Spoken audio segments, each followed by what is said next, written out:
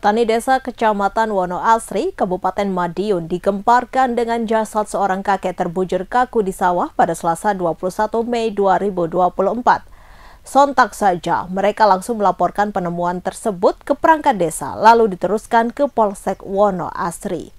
Petugas SPKT Polsek Wonoasri didampingi tim Inafis Polres Madiun lantas mendatangi tempat kejadian perkara atau TKP. Kepala Dusun Klitik Nur Yasin mengatakan, identitas kakek bernama Mulyadi, 74 tahun warga desa Klitik. Menurutnya, korban seringkali menghilang berpergian tanpa arah. Korban yang diduga telah pikun ini, sehari-hari kesibukannya bekerja sebagai pencari rumput. Saat diperiksa, korban telah meninggal akibat sengatan listrik dari jebakan tikus sawah. Kepala Desa Wonoasri Agus Sumaryono menegaskan, pemerintah desa mengikuti regulasi terkait jebakan tikus bertenaga listrik di sawah. Sementara itu, Kanit Reskrim Polsek Wonoasri Ibtu Agus Subiono menambahkan, jenazah kemudian dibawa ke RSUD Panti Waluyo Caruban guna dilakukan visum.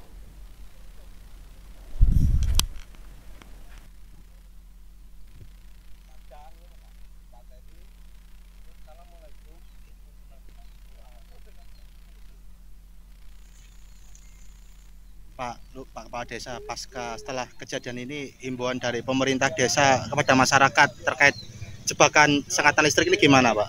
Ya, tentu pemerintah desa mengikuti aturan dan regulasi. Ya, tetap tidak boleh, Mas. Tetap tidak boleh. Artinya ketika nanti ada, itu kan udah ada banner-banner, sosialisasi melalui forum-forum, apa kita sampaikan tidak boleh. Pak, kira-kira ini dimatikan jam berapa sih? Jam berapa ya Pak ini, Pak? Ya, paling pagi itu ya sekitar jam 12 sudah mati. Oh, jam 12 malam? Kadang jam 1. Ketika ada yang jaga itu nyala, ketika tidak itu mati. Sudah ada kesepakatan dengan para pemilik sawah ini, imbauannya jam sekian. Pengacara senior Supriyono semakin memantapkan untuk maju di pemilihan kepala daerah dan wakil kepala daerah Situbondo. Bahkan, advokat yang terkenal saat menangani kasus perkara Nenek Asyani ini mendaftar sebagai bakal calon bupati melalui Partai Persatuan Pembangunan atau PPP pada Selasa 21 Mei 2024. Pria asal desa Kilensari, Kecamatan Panarukan ini datang ke kantor partai berlambangkan Ka'bah dengan menaiki mobil kereta Tayo. Tak hanya itu, Bacabub Supriyono juga dikawal puluhan nelayan yang ada di desanya saat mendaftar ke PPP tersebut.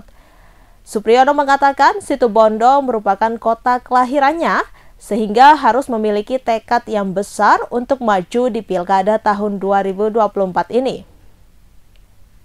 Saat ditanya alasan membawa para nelayan, Supriyono mengatakan dirinya melihat belum ada perhatian kepada nelayan dari pemerintah dibandingkan dengan para petani. Ia mencontohkan di saat para petani mengalami gagal panen, pemerintah turut andil untuk membantunya, namun jika petani mengalami masa panceklik, tak ada bantuan apapun. Salah satunya pola pikir agar pasca panen nelayan semakin bagus dan membantu penjualan hasil tangkapan ikan nelayan. Sementara itu, Ketua Pendaftaran Bacabub dan Bacawabub DPC PPP Arifin mengatakan Supriyono mendaftar sebagai calon bupati. Arifin menjelaskan sejauh ini dirinya belum menerima informasi adanya bacalon lain yang akan mendaftar di PPP. Ada informasi belum ada ya? Belum ada ikan di situ, Bang. Kan informasinya besok ini ada 2 bakal calon yang akan mendaftar ke sini. Ya, belum kontak saya. Belum ada kontak ya. Terus yang oke. Untuk semua persyaratan gimana, Pak Supriyono? Sudah lengkap. Ini sampai melampirkan doktornya. Saya baca sejarah ini salah satu kader kemarin kan. Rusia turut berduka atas kematian Presiden Iran Ebrahim Raisi seusai kecelakaan helikopter pada Minggu 19 Mei. Presiden Rusia Vladimir Putin langsung menyampaikan belasungkawa terkait kematian Raisi. Dikutip dari Kremlin, Putin menyampaikan belasungkawa pada Senin 20 Mei. Putin mengenang sosok Raisi sebagai politisi luar biasa yang mengabdikan hidup untuk negaranya. Ia pun menyebut Raisi kerap memberikan kontribusi pribadi kepada Rusia yang merupakan sekutu dari Iran. Menurut Putin, perilaku Raisi sangat berharga demi hubungan kedua negara menjadi lebih baik hingga kemitraan strategis. Tak hanya Putin, sederet pejabat Rusia pun turut menyampaikan bela sungkawa kepada Iran. Adapun di antaranya Perdana Menteri Rusia Mikhail Mishustin, Wakil Ketua Dewan Keamanan Rusia Dmitry Medvedev. Diketahui sebelumnya Rusia turut membantu mencari helikopter Raisi saat belum ditemukan. Saat itu, Rusia mengerahkan 50 personil penyelamat gunung profesional. Selain itu, Rusia juga mengirim 2 pesawat canggih serta helikopter BO-105 untuk mendukung operasi pencarian.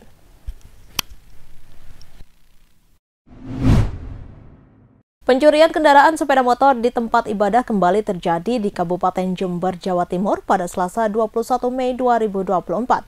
Pencuri tersebut menggasak sepeda motor Honda Beat milik jemaah yang terparkir di Masjid Al-Ibrahimiyah, Desa Kecamatan Gumuk Mas, Kabupaten Jember. Aksi maling sepeda motor tersebut juga terekam kamera CCTV masjid yang berada di pinggir jalan raya jurusan Gumuk Mas Kencong di Dusun Kerbet, Desa Kecamatan Gumuk Mas dengan durasi 1 menit 2 detik. Untuk informasi selengkapnya akan disampaikan rekan Imam Nawawi.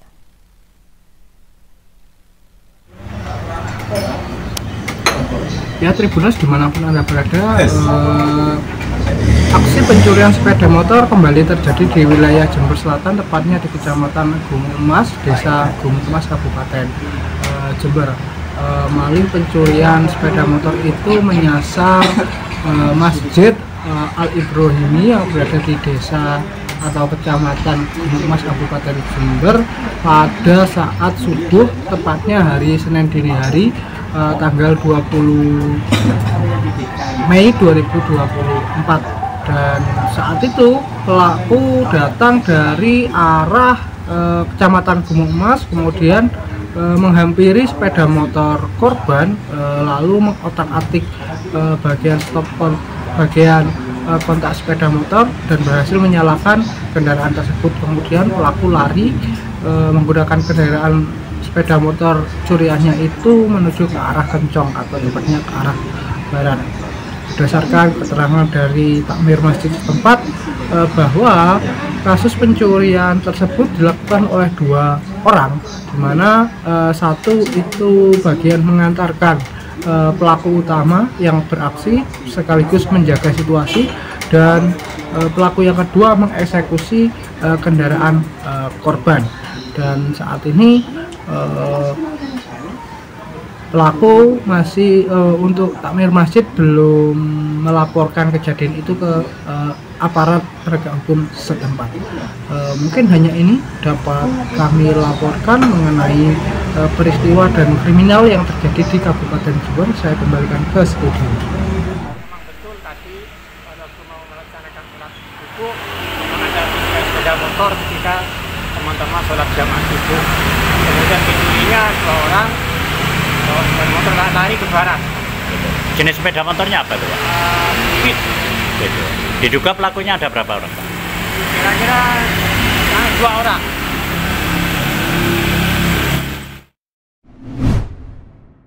Brigade Al-Quds merilis video yang menunjukkan adegan Brigade Al-Qassam menciptakan hujan bom pada Senin 20 Mei 2024. Dalam video itu tampak pejuang sayap militer Hamas beraksi dari sebuah perkebunan. Mereka menembakkan lusida mortir dan rudal ke tentara dan kendaraan militer IDF yang tengah bergerak ke arah Rafah. Serangan Hamas itu pun diklaim berhasil mengenai sasaran. Suara ledakan juga terdengar menggema seiring dengan rentetan serangan Hamas tersebut. Namun sayangnya Al-Quds ataupun Hamas tak membeberkan total korban jiwa dalam serangan tersebut.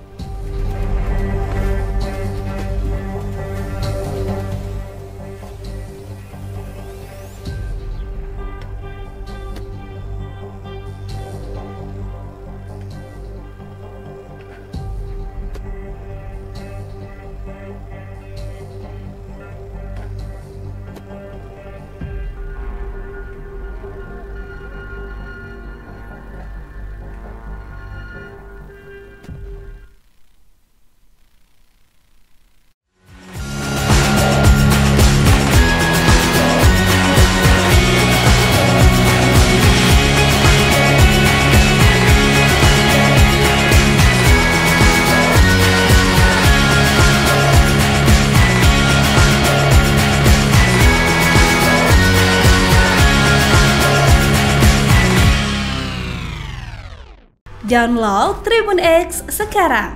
Menghadirkan lokal menjadi Indonesia.